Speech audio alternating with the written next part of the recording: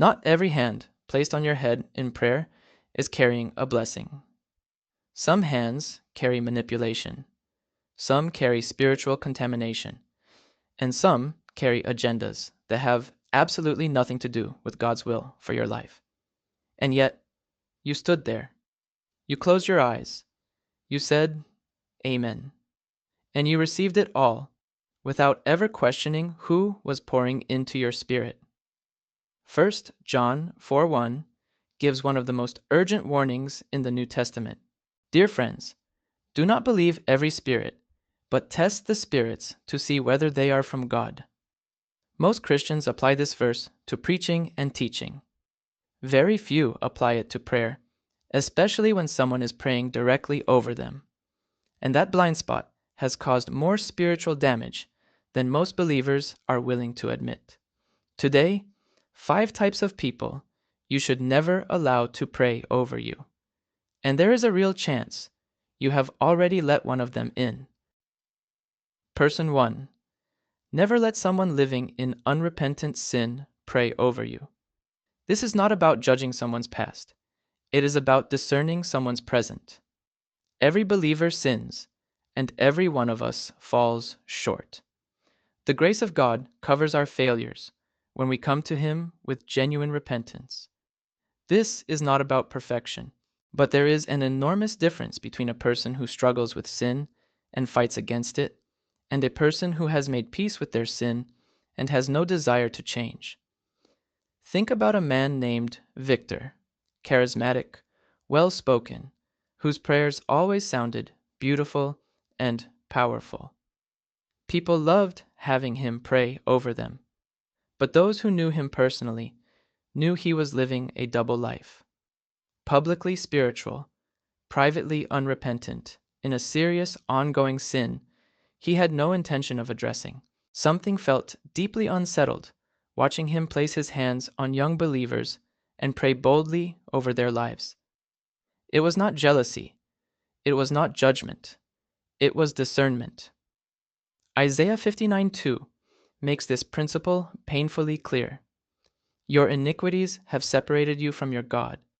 Your sins have hidden His face from you so that He will not hear. If a person's own prayers are hindered by their unrepentant lifestyle, what exactly are they transferring when they pray over you? You deserve to be covered by someone whose own covering is intact. Person 2, never let someone who gossips about you pray over you. If their mouth tears you down in private, their prayer cannot build you up in public. This one hits close to home, because in many churches, the same person who prays the most beautiful prayers over you on Sunday is the same person talking about you on Monday.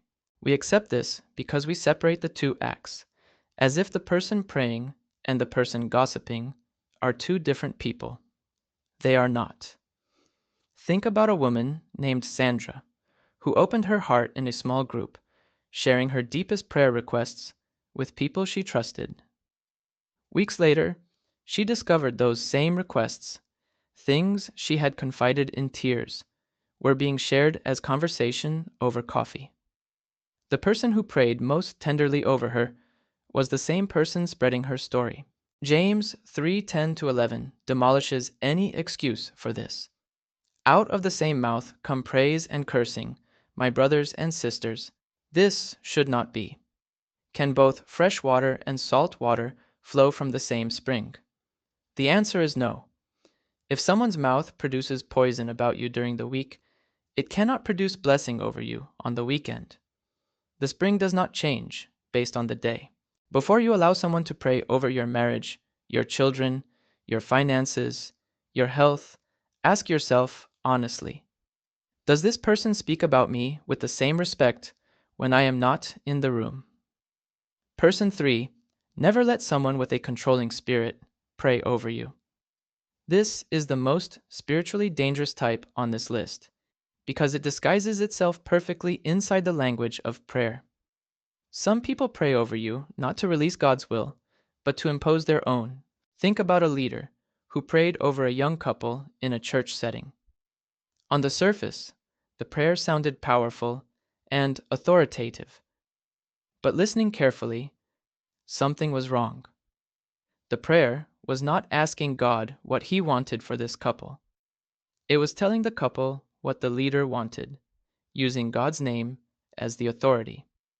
Phrases like, "Lord, I declare that this couple will remain in this church and never leave. God, I bind any desire in them to pursue ministry outside of this house." Those were not prayers of blessing.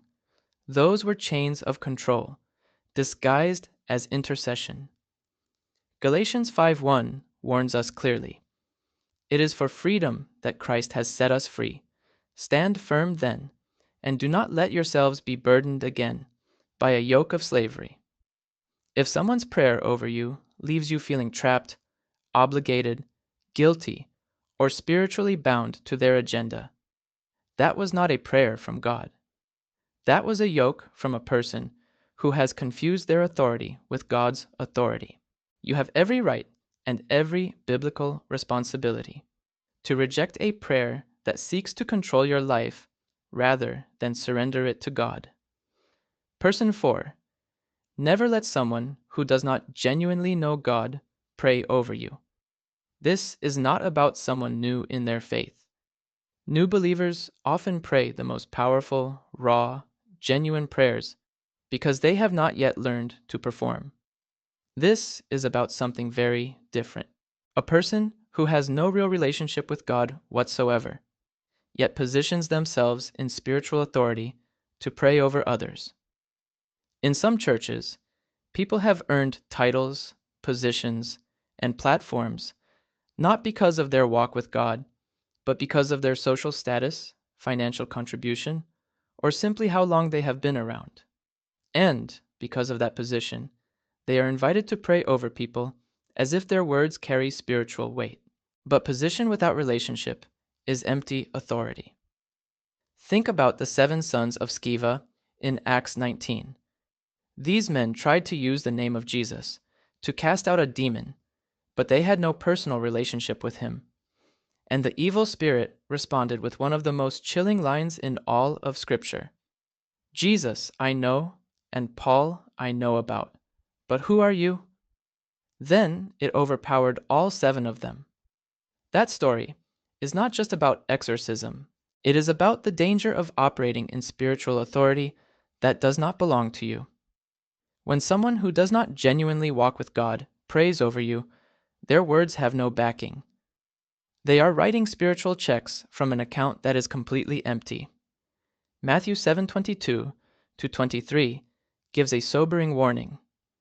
"Many will say to me on that day, 'Lord, Lord, did we not prophesy in your name?'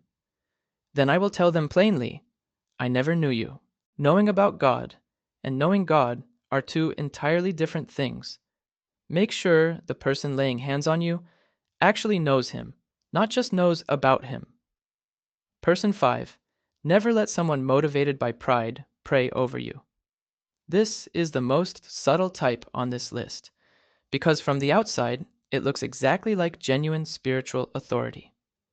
The words are right, the tone is right, the setting is right, but the motivation is entirely wrong. And God, who sees the heart, knows the difference, even when you cannot. Think about a man named Gregory, who was called forward for prayer at an altar call. The person praying over him seemed more aware of the audience watching than the person standing right in front of him. The prayer was loud when it should have been intimate. The language was impressive when it should have been simple. Midway through, Gregory noticed the man pause and look around the room to see how many people were watching. In that single moment, his priority became completely visible. He was not there for Gregory. He was there for the reputation the prayer would give him. Jesus addressed this directly in Matthew 6:5. "When you pray, do not be like the hypocrites, for they love to pray, standing in the synagogues and on the street corners to be seen by others. Truly I tell you, they have received their reward in full."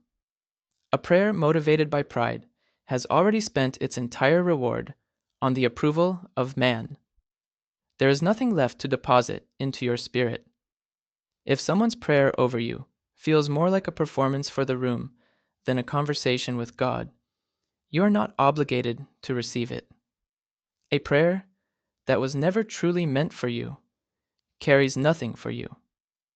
Before we close, something important needs to be said.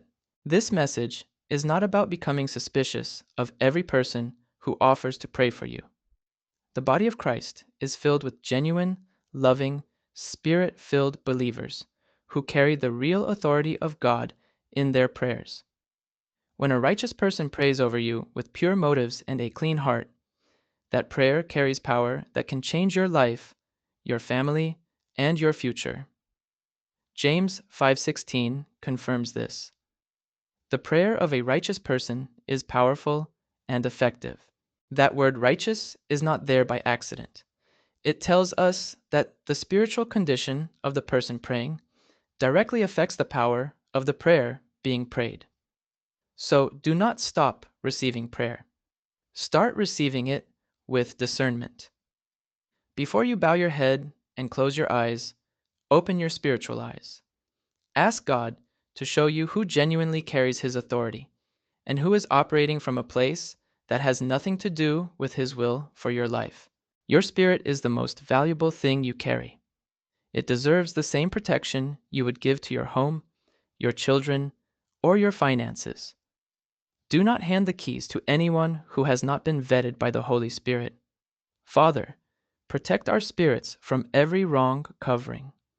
Give us discernment to recognize who genuinely carries your authority and the courage to step back from those who do not. Cover us with the right people at the right time for the right reasons. In Jesus' name, amen. If this message has opened your eyes today, write in the comments, Lord, protect my spirit and cover me with the right people. Share this with someone who needs to hear it, someone who has been accepting every prayer from every person without discerning the source. It could protect their spirit from something they cannot yet see. Subscribe so we can keep growing together in biblical wisdom every single week.